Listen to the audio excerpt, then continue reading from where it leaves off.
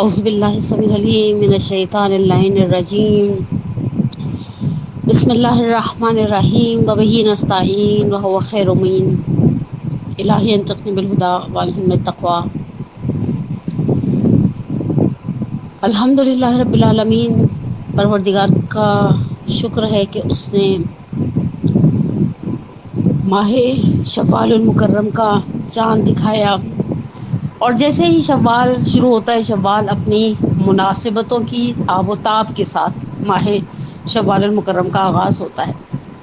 عید الفطر کے بعد، عید الفطر سے تو آغاز ہوتا ہے نا شوال کا، پہلی ہی تاریخ عید قرار دی پروردگار عالم نے۔ اس کے بعد دوسری ہم مسلک کے جعفری سے وابستہ افراد کے لیے دوسری بڑی مناسبت اس مہینے کے اندر 8 شوال المکرم، تاریخ انسانیت، تاریخ اسلام، تاریخ تشیع کا ایک سیاہ ترین دنوں میں سے ایک دن، انہدام بقیع۔ اور اللہ کا احسان ہے کہ ہمارے ہاں قبرستانوں میں جانے کا ایک رواج ہے، جو کہ ریکمینڈڈ بھی ہے۔ سیدہ کونین سلام اللہ علیہا کی سیرت میں ہمیں ملتا ہے کہ وہ ایوری تھرسڈے اور ایوری منڈے جایا کرتی تھی شہدائے احد کی قبور کے اوپر، اور وہاں پر استغفار اور ذکر کیا کرتی تھی۔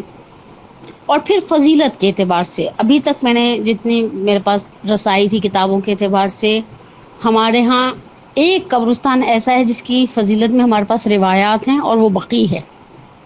اچھا، صرف ہماری کتابوں میں روایات نہیں ہے، میں نے ایک روایت پڑھی، ابھی ایک کتاب پڑھی تھی انہدام بقیع کے حوالے سے، جسٹس حسن رضا غدیری صاحب کی، اردو میں ہے وہ کتاب، اچھی کتاب ہے۔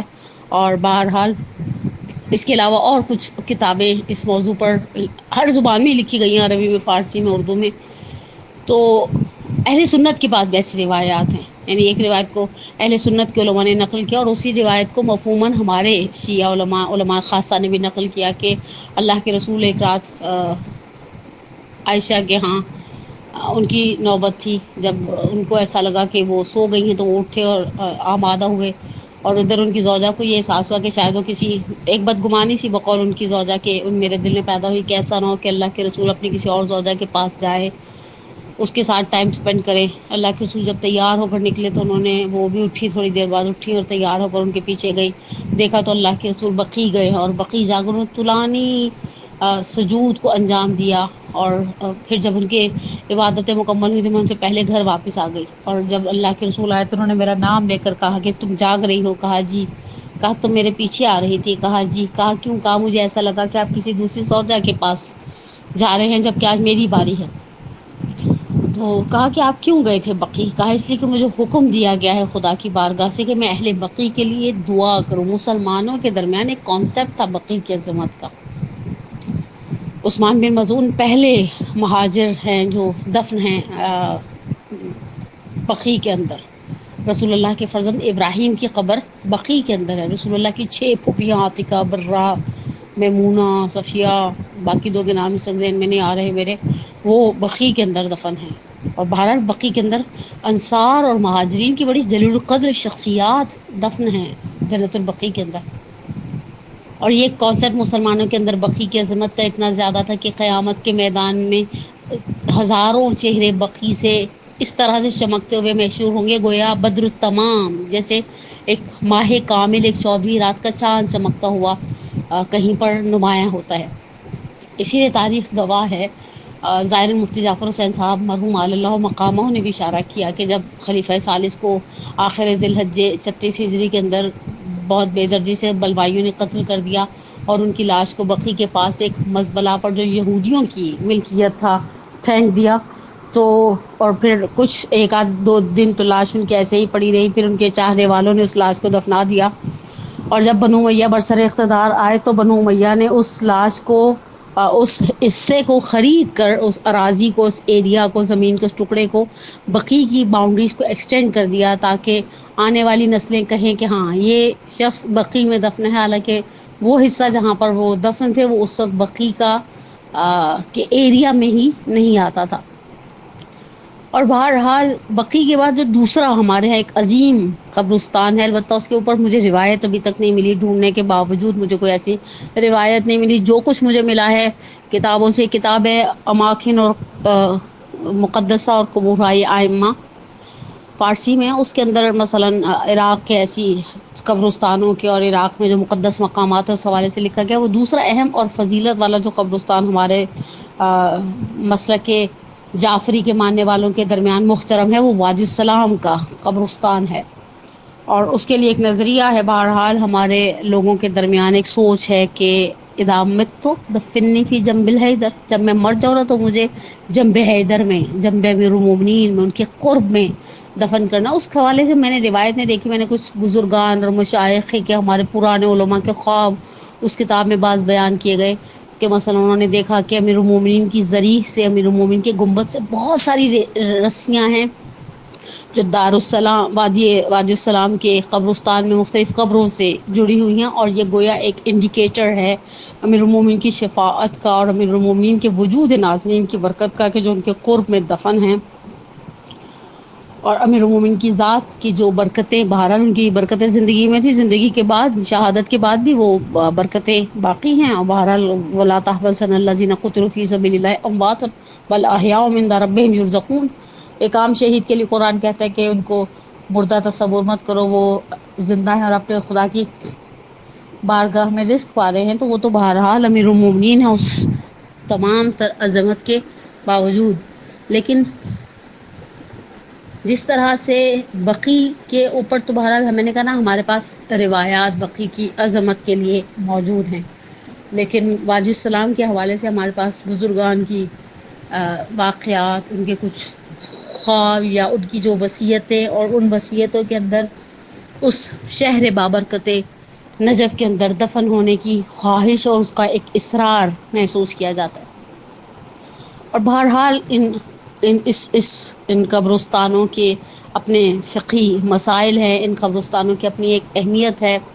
اور مجھے عید والے دن وادی حسین کو دیکھ کر ایک عجیب سے دکھ کا احساس بھی ہوا کہ اتنا میس کر دیتے ہم لوگ قبرستانوں کو کہ واقعی دکھ کی اور سوچنے کی بات ہے کہ مثلا میں جتنی دیر بیٹھی رہی میں نے محسوس کیا کہ ہم پتہ نہیں میں ہے سے قوم کب سدھرے گی، ہم کب سویلائز ہوں گے، کب ہم ایک مہذب، حتیٰ دین آپ کو تہذیب سکھاتا ہے. لوگ پھول ڈال رہے ہیں اپنے مرحومین کی قبروں پر، تھیلیاں وہیں پھینک رہے ہیں. جو لوگ مثلا باہر سے پانی لے کر آئے ہیں، بھئی وہ جو بوتلیں ہوتی ہیں ڈسپوزیبل 5 لیٹر والی یا دوسری، وہ بوتلیں وہیں پر آپ یہ سب اٹھا کر ڈسپوز کرنے کے لیے ایک پراپر طریقہ ہے، وہاں پر جا کر ڈسپوز کریں. آپ اس قبرستان کو صاف رہنے دیں. ہماری ارواح ہیں، ہمارے مرحومین ہیں یہاں پر. اچھے قبرستان کی فضیلت کا اندازہ آپ یہی سے لگا لیں کہ رسول اللہ صلی اللہ علیہ وآلہ وسلم کی ایک معروف روایت ہے جسے ہمارے بزرگان نے نقل کیا کہ اپنے مردوں کو اچھا پڑوسی دو. اللہ کے رسول سے سوال کیا گیا یا رسول اللہ اچھے پڑوسی سے کیا مراد ہے؟ آپ اپنے مردوں کو کہاں سے اچھا پڑوسی دیں؟ زندگی میں تو انسان اچھے پڑوسی چاہتا ہے نا. کہ انہیں ایسے قبرستان میں دفن کرو جہاں علماء، صلحاء، بزرگان، سعداء، نیک لوگ دفن کیے جاتے. اور پھر بہرحال وہ اشرف حداد کی زوجہ کے واقعے کے بعد ہمیں خود اس بات کا بڑی شدت سے احساس ہو جانا چاہیے کہ اگر ایک شخص ایسی جگہ پر دفن ہوتا ہے جہاں خدا کے نیک اور صالح افراد دفن ہیں، تو جس طرح ایک شخص اچھا پڑوسی زندگی میں آپ کے لیے بلیسنگ ہے، اوبیسلی مرنے کے بعد بھی ایک اچھا پڑوسی انسان کے لیے بلیسنگ ہے. اور ان قبرستانوں پر سے نہ گزرے انسان مگر یہ کہ ان اہل قبور کے لیے ہدیہ الحمد کی صورت میں، سورہ اخلاص کی صورت میں، سورہ انا انزلنا کی صورت میں، صدقے اور دعائے مغفرت کی صورت میں. حتیٰ میں نے پچھلے دنوں ایک فقہی مسئلہ میرے ذہن میں بہت کلبلا رہا تھا. ایک اچھا پہلو یہ تھا کہ ایک سوچ تھی والدین کی طرف سے، خصوص ہماری والدہ مرحومہ ہمیشہ کہا کرتی تھی قبرستان کے بعد سے گزرو چلو بھائی سورہ فاتحہ پڑھو. وہی چیز عادت تھی پکی ہو گئی کہ بعض اوقات وہ آپ ڈیفینس جاتے ہوئے گورا قبرستان کی طرف سے گزرتے ہیں، وہاں پہ بھی انسان گاڑی میں احساس ہوتا ہے قبرستان ہے، چلو ایک سورہ فاتحہ پڑھ دیں. میں نے فقہی اعتبار سے میرے ذہن میں کھلبلاہٹ تھی کہ کیا ہمیں ایسے کسی دوسرے مثلا غیر شیعہ کے لیے یا کسی غیر مسلمان کے لیے اگر ہم دعائیں مغفرت کرتے ہیں تو اس کا اثر ہے یا نہیں ہے. تو مجھے جب جواب ملا بزرگان علماء کی طرف سے تو مجھے جواب سن کے خوشی ہوئی کہ ہماری دعائیں خیر، ہمارا عمل خیر ان کے عذاب میں کمی کا سبب بنتا ہے. لیکن ہم نے قبرستانوں کو ویران کر دیا. بہت دکھ کی بات ہے، ہم نے قبرستانوں کو میس اپ کر دیا، بہت افسوس کی بات ہے۔ بہرحال میرے مخاطبین سارے ایسے نہیں ہیں، بعض کمیونٹی قبرستان بہت مینٹین اور بہت صاف ستھرے اور بہت دیکھتے ہی بندے کا دل چاہتا ہے کہ ہاں بالآخر اس نے یہیں پر آ کر سونا ہے۔ دین نے ان قبرستانوں کی ایک اہمیت رکھی تھی، ایک احترام رکھا تھا۔ سوال یہ نشان یہ ہے کہ ہم نے اس احترام کو کہاں تک باقی رکھا۔ تین چلیں، تین کی عدد پر ہم مومنین ذرا حساس ہو جاتے ہیں۔ 5 مینرز قبرستان جانے کے۔ میں اپنے نجفی کے منڈے کلاس کے ممبرز کے لیے ایک چھوٹا سا ٹاسک رکھا ہے۔ واٹس ایپ گروپ ہے، ورنہ اس گروپ کو جو چلا رہی ہیں ایڈمنز، آپ ان کو پرسنل پر بھی رپلائی کر سکتے ہیں۔ 5 مینرز، اچھا یہ وہ مینرز نہیں ہوں گے جو میں نے بھی بتا دیے، 3-4 مینرز تو میں نے بھی باتوں باتوں کے درمیان بیان کر دیے نا۔ مثلا قبروں پر پانی ڈالنا چھٹے امام کی روایت کے ساتھ بیان کر دیا۔ قبر پر ہاتھ رکھ کر سورہ انا انزلنا کی تلاوت کرنا، یہ بھی میں نے گفتگو کے دوران بیان کر دیا۔ قبرستان میں داخل ہو کر ان پیٹنٹ جملوں کے ساتھ سلام عرض کرنا، یہ بھی میں نے بیان کر دیا۔ رات میں قبرستان نہ جانا، یہ بھی میں نے بیان کر دیا۔ اس کے علاوہ یہ آپ وہ کام نہ کریں، میری 4 چیزیں تو میں نے بیان کر دی، بعید نہیں میں نے 5 ہی بیان کر دی ہوں گفتگو کے دوران، تاکہ ہمیں احساس ہو کہ ہماری ان جگہوں سے، ہماری ابدی آرام گاہوں سے ہماری وابستگی کیا ہے۔ اور بہرحال حسن ختام گفتگو کا 8 شوال تاریخ تشیع کا وہ تکلیف دہ دن، جہاں انصار اور مہاجرین جیسی شخصیات دفن تھیں۔ ابھی میں حضرت زہرا کی قبر کے حوالے سے کچھ نہیں کہوں گی، ایک قول بقی کے اندر بھی دفن کا تو ملتا ہے نا۔ ان سے ہٹ کر ائمہ بقی کی بات کرتے ہیں ہم۔ ہمارے 4 ائمہ ہیں جو بقی میں دفن ہیں۔ ڈاکٹر ناصر رفیع اپنی ایک کتاب میں مثال دیتے ہیں، کہا مشہد کا ایک رہنے والا مومن پہلی مرتبہ حج یا عمرے کی سعادت سے فیض یاب ہوا، واپس مشہد آیا، مشہد واپس پہنچا تو گھر والوں سے مل کے امام رضا کو سلام کرنے گیا۔ جیسے ہی وہ امام رضا کے صحن میں داخل ہوا، اس نے دخول پڑھا، سلام پڑھنے لگا نا، اور اس جملے پر پہنچا السلام علیک یا غریب الغربا، تو اس کی آنکھوں میں آنسو آ گئے اور اس نے کہا مولا کیسے میں آپ کو غریب الغربا کہہ دوں، آپ کی بارگاہ منور ہے۔ سارا شہر مشہد کا اندھیرے میں ڈوب جائے، آپ کا حرم کچھ لمحے تاریک نہیں رہنے دیتے، جیسے کچھ لائٹ کو 19-20 ہوتا ہے، اسٹینڈ بائی جنریٹرز فوراً آن ہو جاتے ہیں، روشنیاں، قمقمے، فانوس جگہ جگہ لگی ہوئی، جھومر، آپ کو تو ہم نے بادشاہوں کی طرح رکھا ہے۔ اگر لفظ غریب ہم کہیں تو ان 4 ائمہ بقی پر کہیں کہ جن کی قبروں پر نہ سایہ ہے نہ سائبان،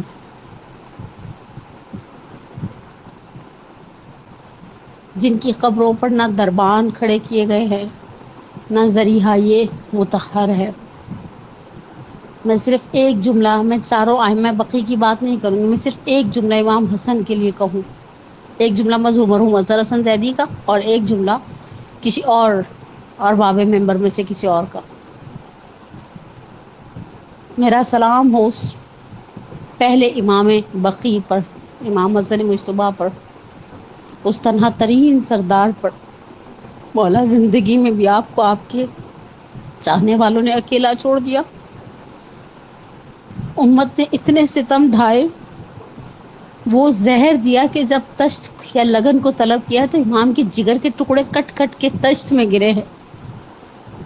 زینب کربلا کے لیے تیار کی جا رہی ہیں، شہزادی آپ تشت میں جب گرتے ہوئے ٹکڑے دیکھیں گی نا تو یقینی سی بات ہے سراسیمہ ہو جائیں گی، بہن ہے جناب زینب کبریٰ، اور جیسے ہی آپ کی آنکھوں میں آنسو آئیں گے میرا دل گواہی دیتا ہے امام حسین نے آگے بڑھ کر آپ کو یقیناً سینے سے لگایا ہوگا اور دلاسا دیا ہوگا، تسلی دی ہوگی، اور آپ جب اس دکھ سے بے قرار ہوئی ہوں گی کہ بھیا حسن کے جگر کے ٹکڑے اس طرح سے کٹ کٹ کے تشت میں گر رہے ہیں، تو یقینی سی بات ہے امام حسین نے کوئی ایسے دلاسے والے جملے دیے ہوں گے کہ حوصلہ کرو، صبر کرو، شہزادی آج آپ بھائی کے جگر کے ٹکڑے تشت میں دیکھ رہی ہیں تو چاروں طرف بہن اور بھائی ہیں. حسین جیسا حامی مددگار بھائی موجود ہے جو سر پر دست شفقت رکھے، جو سینے سے لگا. لیکن جب کل حسین کی لاش کے ٹکڑے دیکھیں گی تو یہی آپ ہوں گی اور آپ کا رخ کربلا کی جانب ہوگا، مدینے کی جانب ہوگا. اور مقاتل نے ایک جملہ نقل کیا، جناب زینب کبریٰ نے نہ بابا کو آواز دی نہ ماں کو آواز دی، صرف ایک آواز دی، یا رسول اللہ یا محمد ھذا حسین مرملا بالدماء مقطع الاعضاء مصلوب بالامامۃ والرداء. یا رسول اللہ یہ آپ کا حسین ہے جس کی لاش ٹکڑوں میں بدل گئی ہے، جس پر خون اور خاک جم گیا ہے. مصلوب بالامامۃ والرداء، میرے بھائی کے جسم پر امامہ اور ردا نہیں رہا.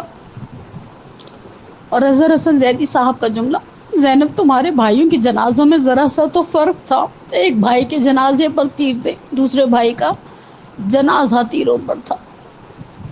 وَسَيَعْلَمُ الَّذِينَ ظَلَمُوا أَيَّ مُنقَلِبٍ يَنقَلِبُونَ. نسألك الله ونعوذ باسمك العظيم الأعظم والعزيز الجليل الأكرم. اللهم إني أسألك بحق فاطمة وأبيها وبعلها وبنيها وسر المستودع فيها أن تصلي على محمد وآل محمد. پروردگارہ ہماری سب سے بڑی حاجت، سب سے بڑی عیدی تیری بارگاہ میں طلب کرتے ہیں، ہمارے امام کے ظہور میں تعجیل فرما، ہمارے ولی ہماری حجت کے ظہور کو سہل و یسیر قرار دے. پروردگارہ یہ وبا جس سے ہم کب سے پناہ طلب کر رہے ہیں، خدایا تجھے واسطہ منتقم آل محمد کا، پروردگارہ انسانیت کو، اسلام کو، اہل تشیع کو اس مصیبت سے، اس وبا سے، اس وائرس سے، اس بیماری سے نجات عطا فرما. پروردگارہ تجھے واسطہ محمد و آل محمد کا، ہمارے مرحومین کے خصوص میں اپنے مرحوم والدین کے لیے دعا گو. پروردگارہ ان کی قبروں پر اپنی رحمت، اپنے نور، اپنی مغفرت کی بارش نازل فرما. پروردگارہ تجھے واسطہ ان جلیل القدر شخصیات کا، ان چار ائمہ بقی کا، ان آٹھ چار ائمہ بقی کے ساتھ اس روایت کی روح سے جن روایات میں جناب سیدہ کی قبر مطہر کی طرف اشارہ ہوتا ہے، وجود ناظرین سیدہ کونین کے صدقے میں، اور ان 5 عظیم شخصیات کے بعد ان بزرگان کے صدقے میں جو محترم دفن ہیں جنت البقیع میں، ان کے صدقے میں پروردگارہ ہمیں اس پروردگارہ ہم ان بزرگان کے صدقے میں ہمیں ان بزرگان کی شفاعت سے بہرہ مند فرما. ہمارے بیماروں کو شفا عاجلہ و کاملہ عطا فرما، ہمارے پریشان حالوں کی پریشانی کو دور فرما، ہمارے مقروضوں کے قرض کو غیب سے ادا کر دے، ہمیں ہمارے والدین کے لیے، ہماری اولاد کو ہمارے لیے باقیات الصالحات میں سے قرار دے. پروردگارہ تو نے دنیا میں اچھے، بہترین، روشن، ہوادار، وسیع گھر دیے، ہماری قبروں کو بھی بہترین جنت کے باغوں میں سے بہترین باغ قرار دینا. ربنا تقبل منا انک انت السمیع العلیم برحمتک یا ارحم الراحمین.